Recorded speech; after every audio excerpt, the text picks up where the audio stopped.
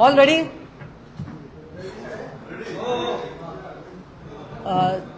आज एका अत्यंत महत्त्वाच्या आणि गंभीर विषयासंदर्भात बाळासाहेब भवन येथे मी डॉक्टर मनीषा कायंदे, प्रवक्ता शिवसेना आणि विधान परिषद सदस्य या ठिकाणी उपस्थित आहेत. माझ्यासोबत अरुण सावंत आहेत, संजय जी आहेत, भोर आहेत, संजय भोर जी आहेत आणि आमचे सहसचिव शेलार आहेत.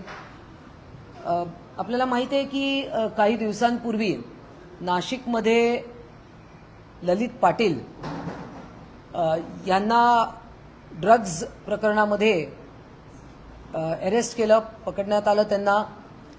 आणि त्यानंतर महाराष्ट्राचे गृहमंत्री यांनी पोलिसांना आदेश देऊन या व्यक्तीला नंतर आपल्याला माहिती आहे की दुसऱ्याच एका प्रांतात पकडलं. परंतु त्यावेळेला लक्षात आलं की हे 2020 मध्ये उद्धव ठाकरे यांचे ते कार्यकर्ते आहेत, होते, अजूनही असतील. आणि शिवबंधन देखील बांधण्यात आलं होतं. असेही काही फोटो आपण सर्वांनी विविध सोशल मीडियाच्या द्वारे आपण पाहिलं. त्यानंतर या चौकशीमध्ये अजून पुढे जाताना 7-8 नावं अजून समोर आलीत आणि ती नावं गणेश शर्मा असतील, त्यांच्याकडे काही 12 ग्रॅमच्या वर ड्रग्ज सापडले, गोविंदा साबळे असतील, असे 7-8 नावं आपल्याला सापडले. त्यानंतर एक मोठं नाव समोर आलं, ते आलं ठाणे कळवा मुंब्रा या क्षेत्रातून, आणि ते म्हणजे सलमान फाल्के हे नाव समोर आलं. आणि त्यांच्याकडे तर जवळजवळ 54 ग्रॅमच्या वर हे MDMA ड्रग सापडलं. त्यानंतर अजूनही काही नावं पुढे आली. त्यानंतर एक शानू पठाण हे एक नाव पुढे आलं. आमच्या विरोधकांनी रान उठवायचा प्रयत्न केला, आमच्या मंत्र्यांवर आरोप केले. आमचे नाशिकचे पालकमंत्री असतील, दादाजी भुसे असतील, शंभूराज देसाई असतील, यांच्यावर बेछूट आरोप काही लोकांनी केले की ज्या आरोपांमध्ये काही तथ्य नव्हतं किंवा कुठले पुरावे, धागेदोरे काहीच पोलिसांना सापडले नाही. आणि हे आरोप करणारे, त्यांची क्रेडिबिलिटी काय, तो विषय तर वेगळाच आहे. त्यांचा त्या विषयात कोणाची पात्रता काढण्याचा मला हेतू नाहीये. परंतु ही जी मंडळी आहेत ही कोणाच्या जवळची आहेत, त्यांचे कोणाशी संबंध आहेत, कोणाचा आशीर्वाद आहे किंवा त्यांना कोणाचं प्रोत्साहन आहे का, राजकीय पाठबळ आहे का. तर काही फोटो या ठिकाणी मी आपल्याला दाखवते. हा एक फोटो आपण पाहतोय, हा आहे सलमान फाळके नावाचा इसम. हा एक फोटो आहे. त्याच्यानंतर शानू पठाण हा ठाणे महानगरपालिका विरोधी पक्षनेता, त्याच फाल्के बरोबर आहे. त्यानंतर हा फाल्के इथे दिसतोय अजून गुच्छ देताना. माजी मंत्री आहेत कळवा मुंब्रा क्षेत्रातले. इथे अजून एक फोटो आहे त्याच माजी मंत्र्यांबरोबर. हे तर महाराष्ट्रातली मंडळी झाली. शानू पठाण यांचा फोटो क्लिअर कट आपल्याला दिसतंय. माजी मंत्री जितेंद्र आव्हाड यांच्यासोबत आहेत. इथेही हा शानू पठाण दिसतोय. बरीचशी जवळीक दिसते. फोटो बरंच काही बोलून जातात. त्यानंतर अजून एक फोटो आहे. माननीय सुप्रियाताई सुळे खासदार आहेत आणि आमच्या सरकारवर शिंदे, फडणवीस, अजितदादा आमच्या सरकारवर ते बरंच काही त्या रोज उठून आरोप करत असतात.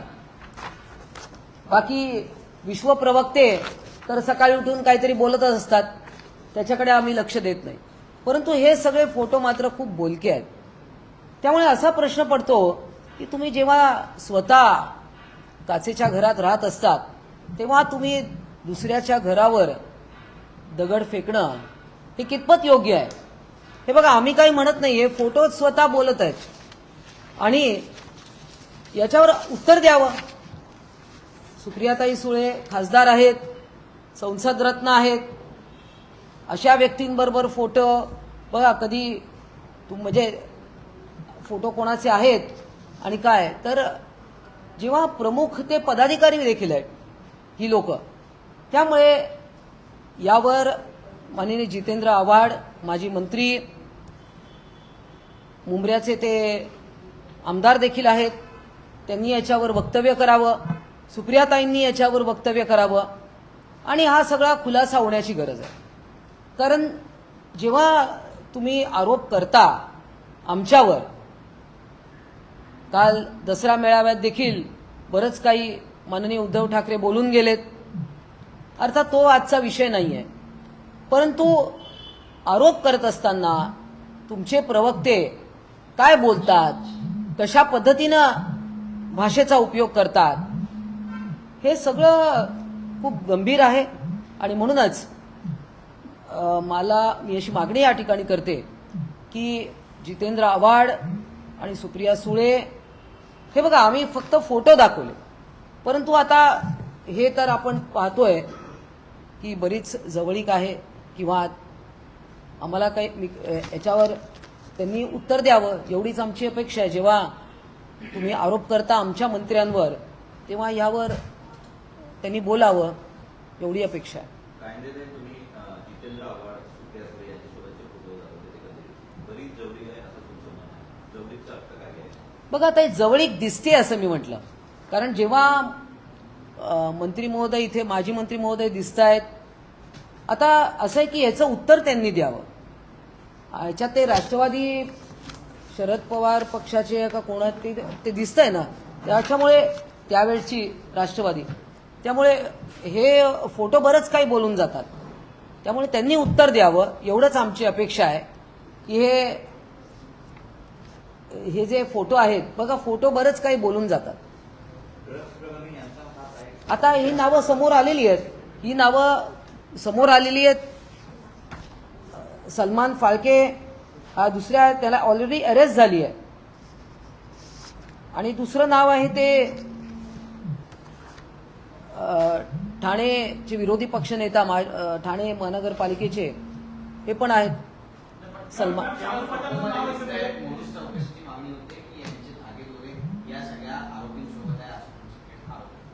बघा, फोटो आम्ही दाखवतोय, पोलिसांचं काम आहे शोधून काढणं, त्यांना अरेस्ट झालेली आहे, त्यामुळे कोणालाही राजकीय अभय मिळू नये.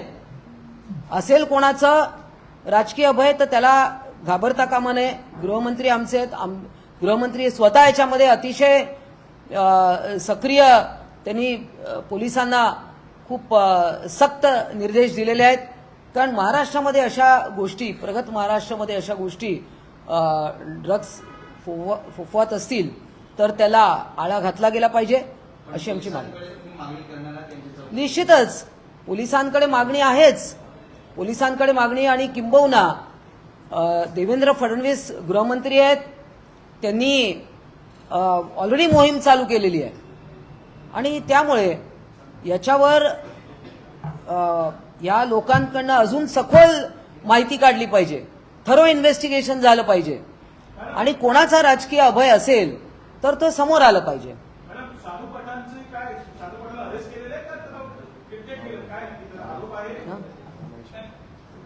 काय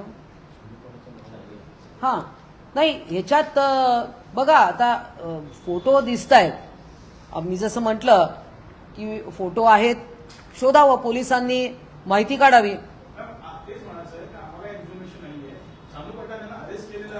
नाही, त्याची माहिती अजून माझ्याकडे नाही आहे, त्याची माहिती माझ्याकडे नाही आहे.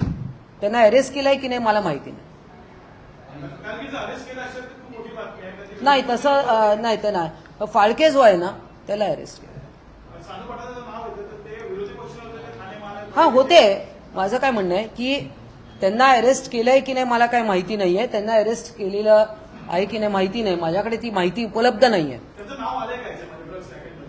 असं नाही, हे बघा, फोटो मी फक्त दाखवते, नाव आलेलं नाही अजून काही त्याच्याबद्दल मला कल्पना नाही आहे, परंतु I am just showing you the photographs. Shamu Pathan आणि जितेंद्र आव्हाडांचे घनिष्ठ संबंध हे जगजाहीर आहे ठाण्यामध्ये, परंतु शामू पठाण यांचं नाव आले का ड्रग्सच्या प्रकरणामध्ये ज्याचे नाही नाही, तर त्यांचं नाव अजून तरी आलेलं नाहीये. फक्त फोटो जे सगळ्यांबरोबर आहे ते मी दाखवले. सलमान फाळकेचं तरी नाव आहे का त्याच्यामध्ये? कारण सलमान फाळके सोबतचे देखील फोटो आहे. सलमान फाळके तर आहे ना.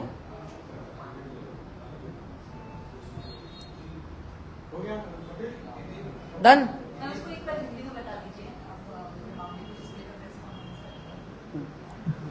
देखिए एक गंभीर विषय जो ड्रग्स का मामला सामने आया है. नासिक में शुरुआत हुई ललित पाटिल इनकी गिरफ्तारी के बाद, और हम पर आरोप हुए, और तब हमने देखा हमारे मंत्रियों पे आरोप हुए, 2 मंत्रियों पे आरोप हुए. उसके बाद जब माननीय गृह मंत्री देवेंद्र फडणवीस इन्होंने इस सब में सख्त कार्रवाई के आदेश दिए, तो पता चला कि ललित पाटिल इनको शिवबंधन बांधा गया था, और बाद में कुछ और भी एनसीपी के कुछ नेताओं के साथ कुछ लोगों के फोटो जो मैंने अभी आपको दिखाए, तो ऐसे माजी मंत्री है जितेंद्र आव्हाड, उनके साथ कुछ फोटोज है. और ऐसे जब सामने आए तो हमारी यही मांग है कि और इसकी डिटेल में तहकीकात होनी चाहिए, सख्त एक्शन होना चाहिए. और जब हमारे मंत्रियों के ऊपर आप आरोप करते हो तो किन लोगों के साथ फोटो है, राष्ट्रवादी के किन लोगों के साथ फोटो है, जितेंद्र आव्हाड जी के साथ है कुछ फोटो, तो उनको जवाब देना चाहिए इसका कि ये कौन से कार्यकर्ता है, क्या संबंध है. हम सिर्फ उनकी भूमिका जानने चाहते हैं, हम किसी ऊपर आरोप नहीं कर रहे, हम सिर्फ आपकी भूमिका समझना चाहते हैं कि आपकी भूमिका क्या है. इसके साथ साथ आप एक प्रोफेसर की, मेरा सवाल है कि एनसीईआरटी की बुक में इंडिया को हटाकर भारत कर दिया जाए की बात की जाए, इसको लेकर क्या कहेंगे? जिस लेवल से जो किताबें हैं उस मीडिया की जगह भारत होगा. देखिए ये आज का विषय नहीं है, आपने सवाल किया है. अब ये विषय केंद्र सरकार से रिलेटेड है और एनसीईआरटी के बुक्स का विषय है, तो इसमें अभी मेरा कुछ बात करना उचित नहीं है. क्या कहेंगी? जरांगी पाटिल एक बार फिर सैंक्शन पर बैठे हैं. देखिए ये कल माननीय मुख्यमंत्री जी ने बहुत स्पष्ट रूप से कहा है, और इसमें सरकार बहुत गंभीरता से प्रयत्न कर रहे हैं कि मराठा रिजर्वेशन हो, और उसके लिए जो कुछ करना चाहिए वो सरकार कर रही है. कल स्वयं मुख्यमंत्री जी ने इसके बारे में बहुत स्पष्ट भूमिका ली है, बार बार ली है, और हमने इसका समर्थन ही किया है. तो अब मराठा आरक्षण इस विषय पर, क्योंकि ये सेंसिटिव मामला है, इसमें हम सब उनके साथ है, हम सहानुभूति रखते हैं, इतना ही मैं कहना चाहता हूँ. तो कौन से नेता जिनसे फोटो खिंचाए वो लोग कौन है, किस पार्टी के काम करते हैं, और उनमें से कोई अरेस्ट हुआ है क्या संबंध, क्या नहीं देखिए ये जो सलमान फाल्के एक नाम है, और आप देख रहे हैं मैंने पहले भी नाम लिए, बार बार आप फोटो भी देख रहे हैं, आप पहचानते हैं फोटो, तो बार बार इस प्रकार से हम सिर्फ स्पष्टीकरण मांग रहे हैं कि इन नेताओं ने उसका स्पष्टीकरण देना चाहिए. मैडम, कल की दशहरा रैली को लेकर के विपक्ष लगातार कह रहा है कि जब कल जो भी मंच पे बोला गया सब जुमलाबाजी है और ये जुमलेबाजी की सरकार है, क्या कहेंगे इस पे जो है? देखिए इसमें माननीय मुख्यमंत्री एकनाथ जी शिंदे उन्होंने अपने भाषण में स्पष्ट किया है, और वंदनीय बाला साहब ठाकरे, हिंदू हृदय सम्राट बाला साहब ठाकरे के दशहरा रैली हम इतने साल सुनते आए, और हम उनके जो हिंदुत्ववादी विचार है उनके हम वारिसदार, इस नाते कल की दशहरा रैली जो है आजाद मैदान पर हुई, और जो खुद को जुमलेबाज कहते हैं उन्होंने लोगों का विश्वास तोड़ा, मैंडेट तोड़ा. हम चुनाव में जो लेकर गए थे, वंदनीय बाला साहब ठाकरे और मोदी जी का चेहरा लेके सामने गए, लोगों ने शिवसेना भारतीय जनता पार्टी युति को चुना, और हमने बाद में अलग ही भूमिका ली. तो जुमला किसने किसके साथ किया, ये अब उस बात को अब 3 साल हो गए. भाजपपासून ताई, आता सल्ला जो आहे तो काल उद्धव ठाकरे यांनी जरा आपली पाठवण्यात आलेला. परत विचारा. भाजपपासून तुम्ही सावध राहा असं काल उद्धव ठाकरे यांनी सल्ला जो आहे तो जरांगे पाटील यांना. खरं तर आम्ही म्हणत आलेलो आहे की माननीय उद्धव ठाकरे यांनीच सावध राहायला पाहिजे होतं. पूर्वी त्यांचं पाऊल चुकलं म्हणून हे सगळ्या परिस्थिती निर्माण झाली. त्यामुळे याच्याबद्दल मी अजून काय बोलणार. पहिले त्यांचीच पाऊल चुकलं होतं. मला असं वाटतं आजचा विषय आरक्षण नाही आहे.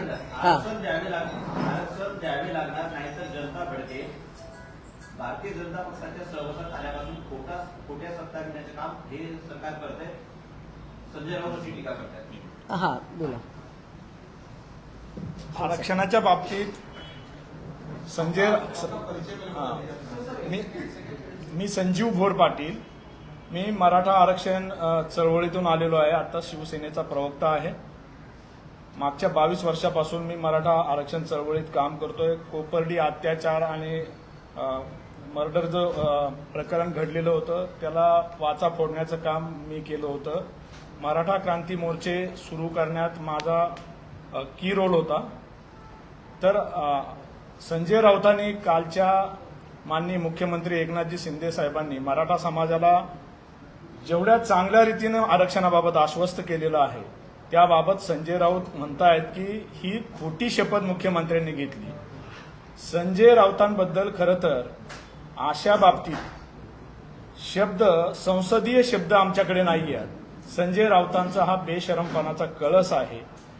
मराठा समाजाने 58 मोर्चे आदर्श मराठा क्रांती मोर्चे काढले. आरक्षणाच्या मागणीसाठी असेल, कोपर्डीच्या अत्याचारातील आरोपींना फाशी देण्यासाठी असतील. या आदर्श 58 मोर्चांना याच संजय राऊतांनी सामनामधून मुका मोर्चा म्हणून हिनवलं. हे संजय राऊत फक्त आता राजकीय डाव म्हणून मराठा आरक्षणावर भाष्य करतायत. हे संजय राऊत हे सांगू शकतील काय मराठा समाजाला देवेंद्र फडणवीस साहेबांच्या मुख्यमंत्री पदाच्या कार्यकाळात जे आरक्षण दिलं गेलं होतं त्याला एसीबीसी आरक्षण म्हणतो.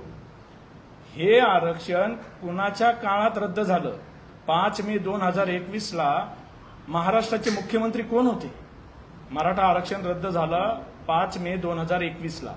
त्यावेळेस संजय राऊतांचे मालक उद्धवजी महाराष्ट्राचे मुख्यमंत्री होते. त्यांच्या काळात सर्वोच्च न्यायालयात मराठा आरक्षणाची बाजू भक्कमपणे मांडली गेली नाही. उच्च न्यायालयात जेव्हा देवेंद्रजी मुख्यमंत्री होते तेव्हा अतिशय सक्षमपणे ही बाजू मांडली गेली आणि उच्च न्यायालयात मराठा आरक्षण टिकलं. सर्वोच्च न्यायालयात अकार्यक्षमतेमुळे उद्धवजींच्या हे आरक्षण संपुष्टात आलं. त्याला हे जबाबदार आहेत. आम्हाला खरं तर या विषयाचं राजकारण करायचं नाही. हा सामाजिक प्रश्न आहे. मात्र संजय राऊत आपल्या मालकांच्या या अकार्यक्षमतेबद्दल काय सांगतील? आपकी सरकार भाजपा के साथ है. भाजपा की ही एक नेता है पंकजा मुंडे, वो लगातार सरकार पर आक्रामक नजर आती है. उन्होंने बीड़ में कहा कि सरकार आरक्षण पर सबकी जो अपेक्षा है उसको भंग कर रही है. इस पर क्या कहेंगे आप? देखिए, इस पर मैं कुछ नहीं कहना चाहूंगी. पंकजा ताई मुंडे मंत्री रह चुकी है. वो भली भांति समझती है और उनकी भी वो ओबीसी का नेतृत्व करती है. संवेदनशील नेता है और ये विषय बहुत गंभीर है. ये संवेदनशील विषय, सामाजिक विषय है. इसको हम राजकीय स्वरूप नहीं देना चाहिए. धन्यवाद.